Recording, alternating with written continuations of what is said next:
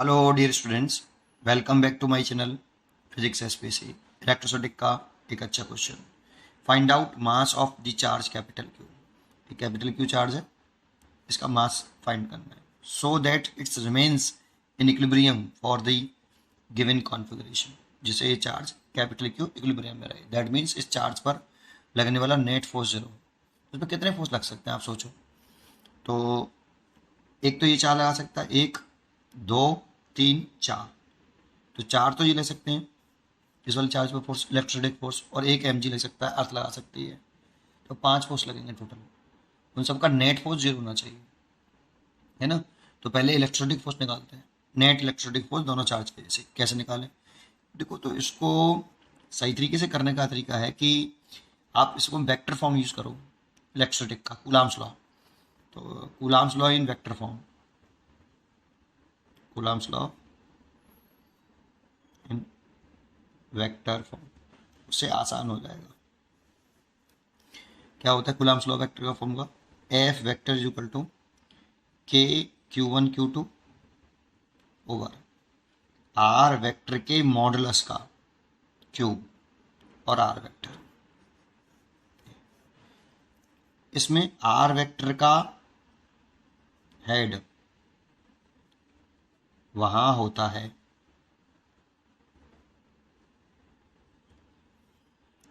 जिस चार्ज पर, वहां होता है आर वेक्टर का हेड वहां होता है जिस चार्ज पर या जिस पॉइंट पर इलेक्ट्रोस्टैटिक फोर्स, इलेक्ट्रोस्टैटिक्स फोर्स निकालना होता है, निकालना होता है। एक, हम हमेशा आर वेक्टर का हेड वहाँ बनाएंगे जिस पॉइंट पर फोर्स निकालना है, हेड हमेशा वहाँ बनाएंगे। दूसरा, जब भी यहाँ पे वैल्यू पुट करेंगे Q1 Q2 की, तो विद साइन। बस ये दो कंसेप्ट होते हैं, ठीक है। अब करते हैं इस क्वेश्चन को कैसे करें। तो पहले इलेक्ट्रोस्टैटिक फोर्स निकालते हैं कैपिटल क्यू पर। तो सबसे पहले इसको अच्छी तरीके से रीड्रॉ करें। देखो, सबसे पहले मैं इसे कोऑर्डिनेट लिखूंगा सारे चार्जेस के। देखो समझते हैं कि कैसे करना है इसको। आसान बनाने के लिए ये काम कर रहे हैं इसको कि ये एक्स एक्सेस बना लें और ये वाली वाई एक्सेस, और ये वाला जो सेंटर है वो जेड एक्सेस मान लें, ठीक है ना। ऑरिजिन को जेड एक्सेस और ऐसे मान लें उसको, जेड एक्सेस ऐसे है बेटा, ठीक है ना। चलिए अब क्या करें, स्क्वायर ही तो है। देखो ये इसकी साइड एल है, ये भी साइड एल है, तो एक स्क्वायर बना लो आप। इस तरह से बनाओ बटो इस स्क्वायर को, इस तरीके से एक स्क्वायर बना लो।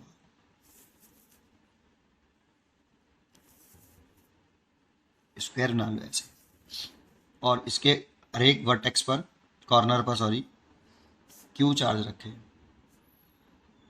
Small Q, small Q, small Q, small Q.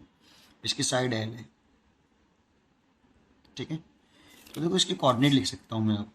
अगर ये डिस्टेंस में एक्स लेट कर लूँ, लेट किया है, एक्स गिवन नहीं है, तो ये एक्स है तो ये भी एक्स होगा, ये भी एक्स होगा, और ये भी एक्स होगा, क्योंकि स्क्वायर के सेंटर से कॉर्नर तक की डिस्टेंस सब बराबर होती हैं। अभी निकाल भी लेंगे इस डिस्टेंस को, लेकिन अब इसके कोऑर्डिनेट लिखें। इसे पहला पॉइंट मान लूँ और इसके कोऑर्डिनेट लिखूँ तो क्या लिखूँ? ये फर्स्ट पॉइंट है, इसके कोऑर्डिनेट लिखूँ तो क्या लिखूँ? एक्स में चला, x comma zero comma zero. इसको दूसरा पॉइंट मान लूँ और इसके कोऑर्डिनेट लिखूँ तो जीरो एक्स में चलानी, वाई में एक्स और जेड में चलानी। इसके लिखूँ तो एक्स में माइनस एक्स, तीसरा पॉइंट मान लूँ इसको, एक्स जीरो और जीरो। जेड में इसे देखूँ, इसे फोर्थ पॉइंट मान लूँ, एक्स में चलानी, वाई में माइनस एक्स और जेड में जीरो।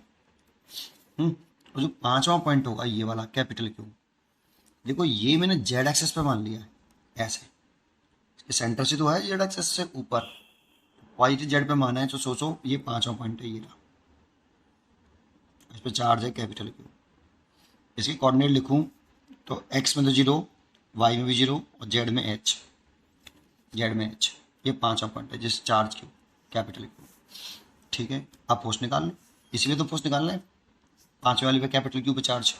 तो देखो आर वेक्टर का हेड कहाँ होना चाहिए, जिस पॉइंट ऑफ फोर्स निकालना है तो कैपिटल क्यू पे निकालना है तो हेड यहाँ होगा, और हेड यहाँ होगा तो मैं पहले निकाल रहा हूँ क्या, F51 वेक्टर। ऐसे 51 वेक्टर का मतलब है कि फोर्स लग रहा है 5 पर और 1 की वजह से लगा रहे हैं, तो फॉर्मूला लगाएं ये वाला, तो K दोनों चार्ज का मल्टीप्लाई स्मॉल क्यू और कैपिटल क्यू दोनों का मल्टीप्लाई होगा। अब आर वेक्टर का जो हेड होगा वो 5 पर होगा और टेल होगा वो आपका 1 पर होगा। तो ये निकालेंगे, देखो इसको एक बार बता देता हूँ फिर डायरेक्टली करना आप, ठीक है। मैं डायरेक्टली करूँगा।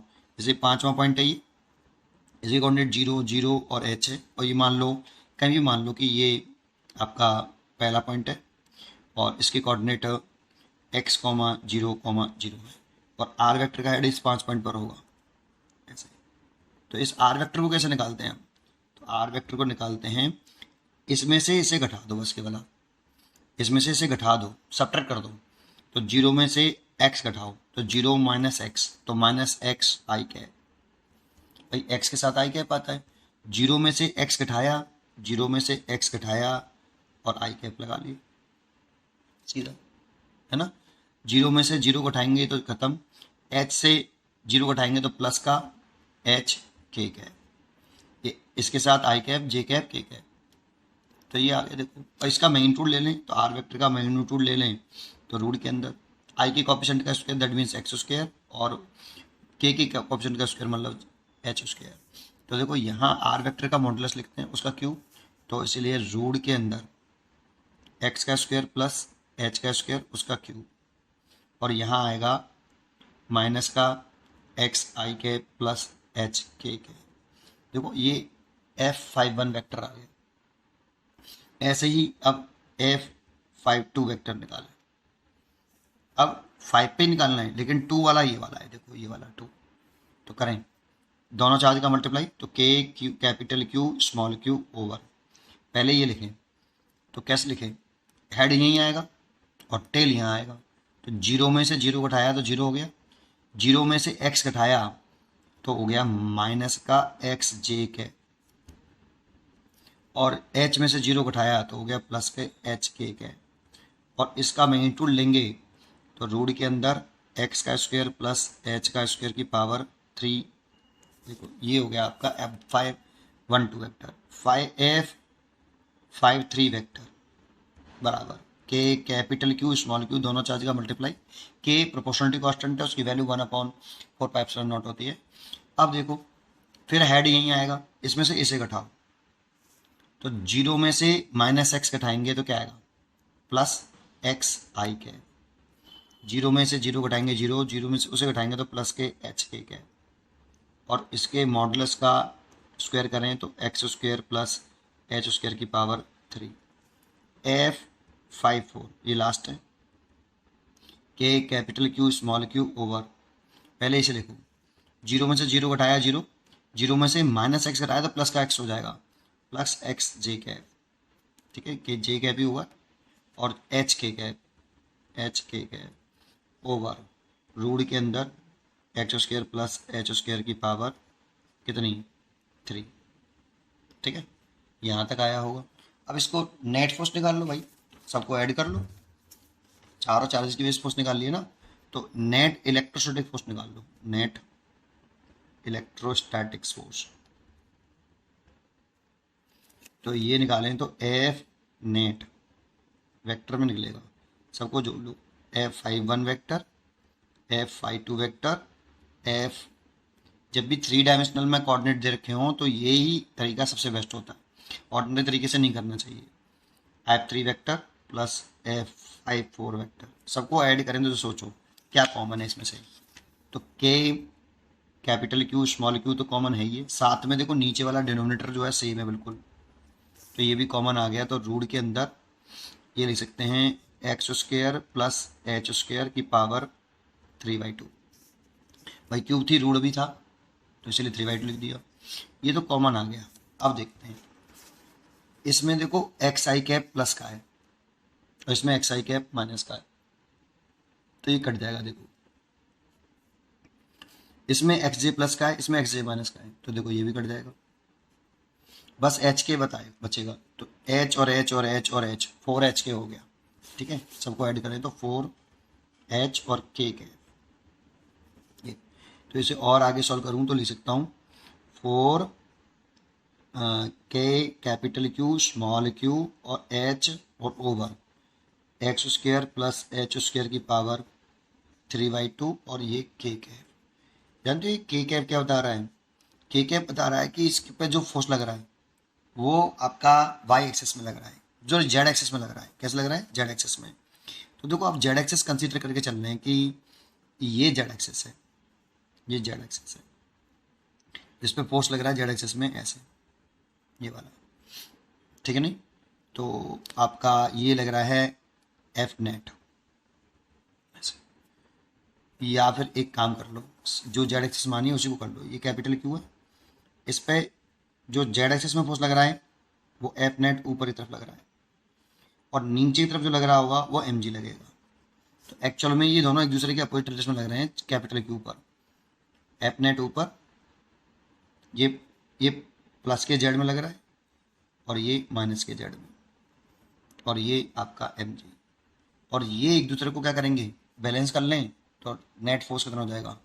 Net force on capital Q, net force on capital Q 0 हो जाएगा अगर ये दोनों एक दूसरे को बैलेंस कर लें। तो मैग्नीट्यूड बाई जी बैलेंस कर ले रहे हैं, एफ नेट बराबर एफ जी। इसका मैग्नीट्यूड लेके तो के कैप का मैग्नीट्यूड 1 हो जाएगा। तो एफ नेट कितना आएगा बेटा मैग्नीट्यूड इसका? F net is equal to 4 capital K capital Q small Q H over X square plus H square की पावर 3/2, जिसका मैग्नीट्यूड के कैप का मैग्नीट्यूड 1। तो आप लिख सकते हो यहाँ पे 4 capital K capital Q small Q H over X square plus H square की पावर 3/2 बराबर एम जी। यहाँ से निकालना है M A, M is equal to 4 capital K small Q H over H sorry G over X square plus H square की power 3/2। ये answer हो गया बेटा। हियर यहाँ पे जो के है ये ध्यान रखना, इसकी वैल्यू 1/4πε0 है। चाहो तो आप के की वैल्यू पुट कर सकते हो 1/4πε0। काम और करना है, यहाँ गड़बड़ मत करना, क्योंकि इस वाले केस में एक्स लेट किया है तो एक्स की वैल्यू और पुट करनी है बेटा। इसमें एक्स की वैल्यू और पुट करनी है, तो एक्स की वैल्यू निकालें तो सोचो पाइथागोरस लगाएं इसमें। तो इस वाली सिचुएशन में हम क्या लिख सकते हैं? एल का square is equal to X का स्क्वायर प्लस एक्स का स्क्वायर। तो एक्स का स्क्वायर लिख सकते हैं L square by 2, that means X लिख सकते हैं L/√2। तो x की जगह पे L/√2 और लिख देना बेटा। तो m इज इक्वल टू हो जाएगा 4 capital Q small Q h over g, और x की जगह पे लिख देंगे L/√2, तो L²/2 plus H square power 3/2। ये आंसर होना चाहिए बेटा। भाई एल के टर्म में रखा था ना क्वेश्चन में, इसलिए आंसर एल के टर्म में होना चाहिए। ठीक है, पढ़ते रहिए और खुश रहिए। Thank you.